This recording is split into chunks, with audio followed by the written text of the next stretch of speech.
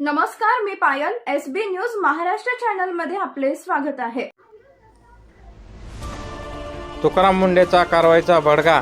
102 गुटखा विक्रेते व अन्न भेसळखोरांना अटक. 86 दुकानांना ठोकले ताळे. तक्रारीसाठी दिला टोल फ्री क्रमांक. समाज माध्यमातून तुकाराम मुंढे यांचे कौतुक. मुंबई येथून महाराष्ट्रातील नागरिकांना आवाहन.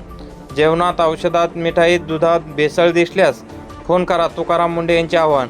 मुंबई 15 जून. औषध प्रशासन राज्यभरात प्रतिबंधित गुटखा आणि पान मसाल्याविरोधात अन्न व औषध प्रशासन धडक मोहीम राबवत आहे.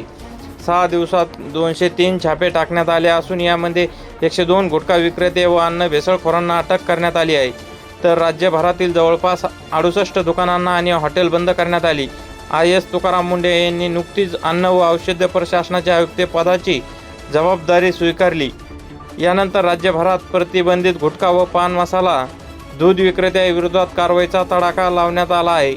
अन्न व औषध प्रशासन आयुक्त तुकाराम मुंढे यांनी कडक शब्दात इशारा दिला आहे की आरोग्याशी खेळ करणाऱ्यांना सोडणार नाही असं म्हणत कारवाईची अधिक तीव्र होणार असल्याचे स्पष्ट केले आहे.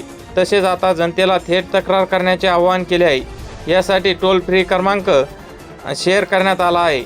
अन्न व औषधाबाबत किंवा गुटखा व पान मसाल्याबाबत नेमकी कुठे तक्रार करायची याची नागरिकांना माहिती नसते.